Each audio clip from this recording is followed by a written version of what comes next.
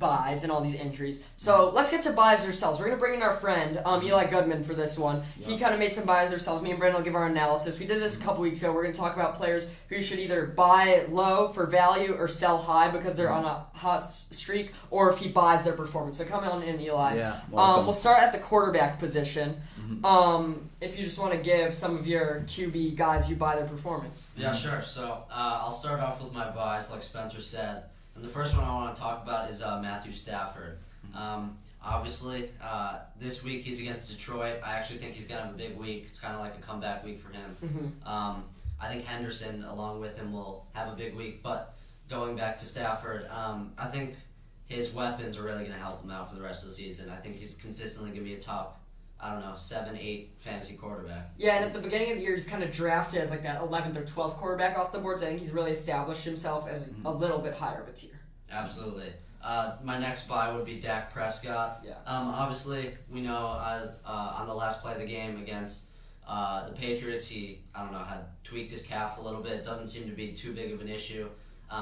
Same thing, though. I love his options. I think it's a great offense. That's a big thing for fantasy quarterbacks. Yeah, and I definitely trust him going forward. I'm not afraid of the injury, and I don't think he's going to have those boom or bust weeks. Every week except for one, he scored between 20 and 27, almost hitting 27 like a couple times, 3 times, so I think he's definitely a stud. Absolutely. Yeah, he's a great player. I'm so happy to have him on my team. Yeah. All right, so now I'm going to move to the sales for the quarterbacks. First guy I want to talk about is Aaron Rodgers. Wow. Rodgers is a great quarterback. There's no question about that. He beat my Bears this week. I know the three of us are upset about that. Oh, yeah. But looking at Rodgers' fantasy numbers, I think he's had maybe 1 week above 25, and then he's been pretty consistently around 20. And if you're happy with that as your quarterback for fantasy, that's all you. But at the same time, I think he's going to be sticking around that 20 number, except for maybe the game against Tampa with their weak secondary. Yeah, it feels to me like him and Stafford have switched places as QB6 and QB12. Now Rodgers still must start unless you have someone better, but I agree with you about his schedule.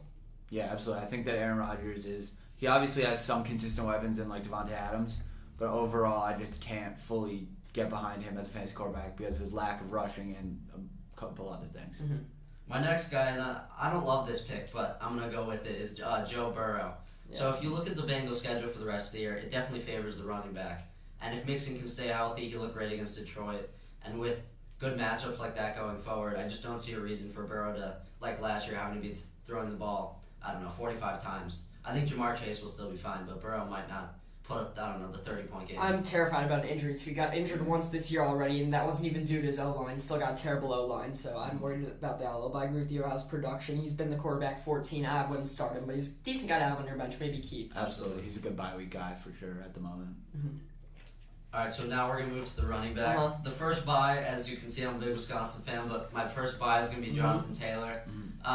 He started off the year well, had a few bad weeks, and, this week he turned it on.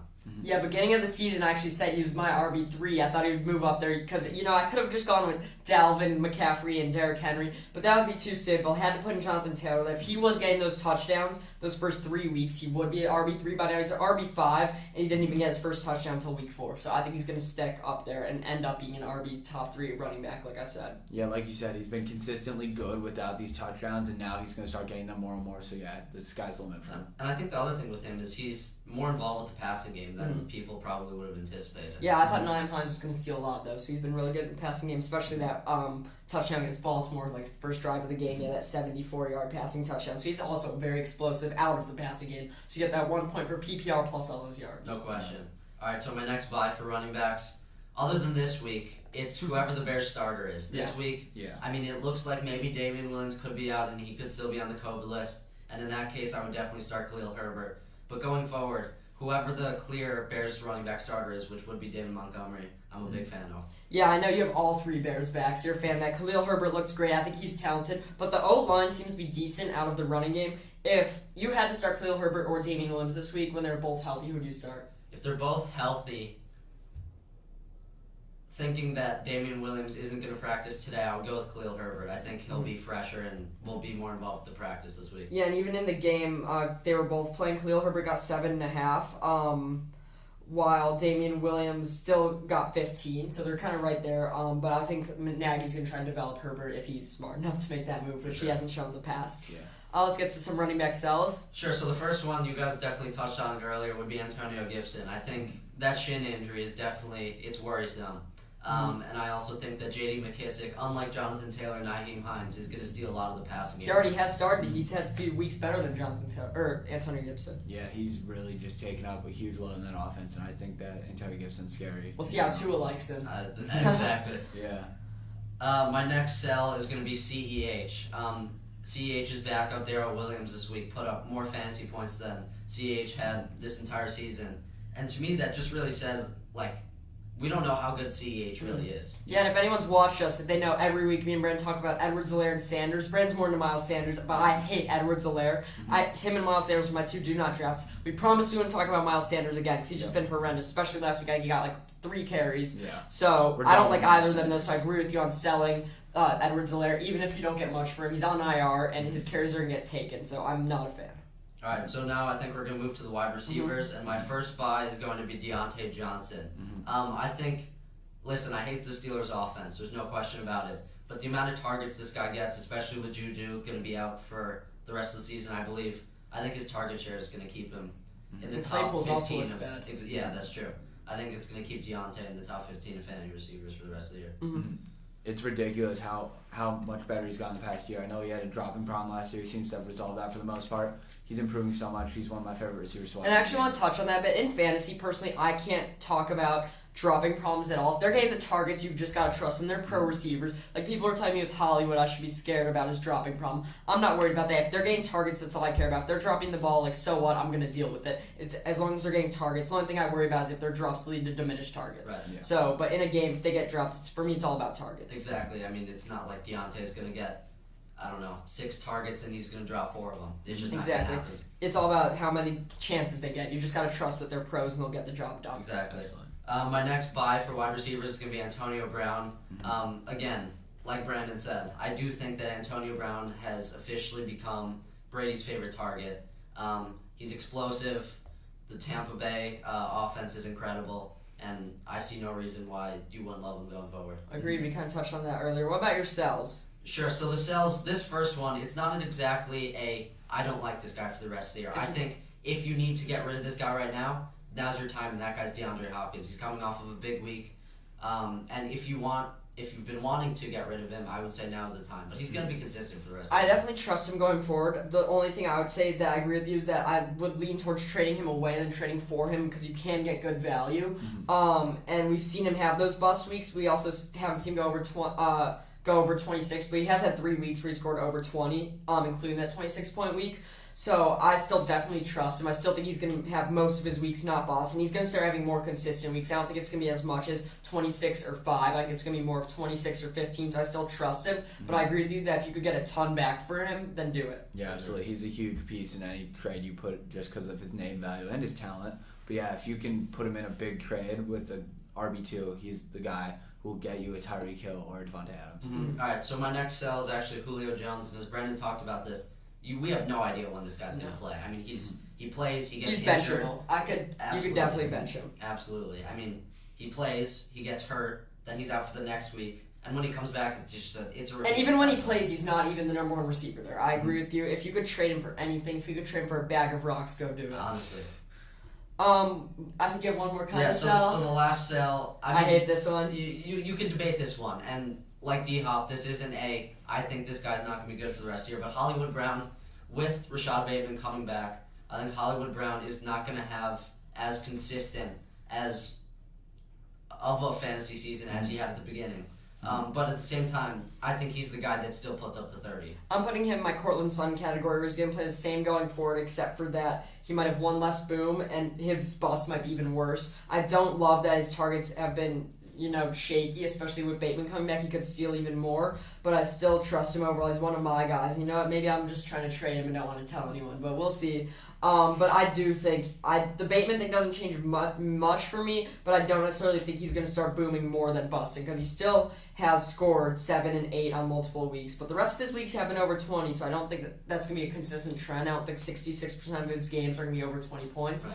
But I do overall trust him. He's not even a question. He's a must-start for me. Probably have wide receiver 2 or flex, but he's still a must-start. And I guess the other argument with if you don't think Bateman's going to be the issue, like like with the Chargers game, if the Ravens' rushing game is so dominant, I mean, him and Lamar might not matter. Exactly. But we'll see going forward because I am interested in the Bateman thing. Last game, the passing game for the Ravens was just off, so I'd like to see in a game where Lamar scores 30 if Hollywood's getting 20. And going to tight ends now, my bye. My only one actually is Dalton Schultz. All season he's been getting plenty of targets. He gets the red zone targets. He gets the touchdowns. I see no reason to bench this guy. I think he's a plug and play tight end 1 for the rest of the season. Absolutely. I actually really like him. I traded him earlier in the year for Jamal Williams because I thought DeAndre Swift is going to miss some time. And I've been regretting that ever since because I have Robert Tonyan, who I'm kind of stuck with now. So I think that Dalton Schultz is an absolute stud, and he gets a ton of red zone attention from Dak. Drop Tonyan already. Yeah, I'm working on it. Or trade him. Yes. My tight end sell is actually Hunter Henry. I hate this one. I gotta disagree with. So they brought in Jonnu Smith and Hunter Henry over the offseason. At the beginning of the season, it looked like Jonnu was the guy, and now it looks like Hunter Henry's the guy. And for the rest of the season, it's gonna be this flip-floppy thing where Jonnu's gonna have the game with a touchdown and 5 catches. Hunter Henry's gonna have the game with 5 touchdowns and catches. And personally, unless you have to, starting Hunter Henry every single week isn't really the best feeling as a fantasy manager. See, last week Hunter Henry was my boom, and I'm starting to think he's a startable tight end. He's almost a must-start. It all depends on who you have, of course. But he's been putting up these numbers with Jonnu there. It's not like Jonnu's been hurt. And Jonnu's still going to get targets. You're still going to see bad weeks from Hunter Henry. But I put him in that same category with your Noah Fants of the world, your Mike Gesicki's. I think he's up there. It's also the fact that he's establishing a connection with Mac Jones, which is very good. He only had 2 targets last week. Yeah, he still had 10.5 points because he had the touchdown. Just that fact that he's the red zone threat over Jonnu seems to be a good thing. I trust him. I think he's going to go for double digits again this week. It's not going to be like that every week. He will have his weeks under, but even when he's playing bad, he wasn't getting below 6.1. So he's still getting probably at least 3 targets a game. So I feel very confident starting him, and I feel like there's a chance every week they score 16. I wouldn't feel like too worried he's going to go below 8. Yeah, I mean, just the issue for me is that unlike Dalton Schultz, who we were just talking about, he's not getting the targets. Dalton Schultz is getting the targets and the touchdowns. Hunter Henry's a guy where he needs that touchdown to be last week, but not the weeks. End. I mean, yes, he scored. The difference between him scoring 8 and 14 has been the touchdowns. But the weeks before this week, he did have 5 targets and 8 targets respectively. Before that, he had 6. So Mac Jones does like him. I trust him going forward. Might not be a top 10 guy. Right. He's definitely not a top 5 guy, but he's definitely very startable. Sure. Yeah, he's right in that category of like Noah Fants, just guys that you would like to have on your team. And it's very much like Kelsey, Waller, Mark Andrews drop off. Yeah. Even including Hawkinson at this point. Kittle? Yeah. And Kittle. Kittle is just a different story. I don't trust him coming off the injury. When he comes back, I won't even start him. But if he starts playing well, if he has 2 good weeks, he goes all the way back up to 4 or 3. For sure. So thank you, Eli, for joining us.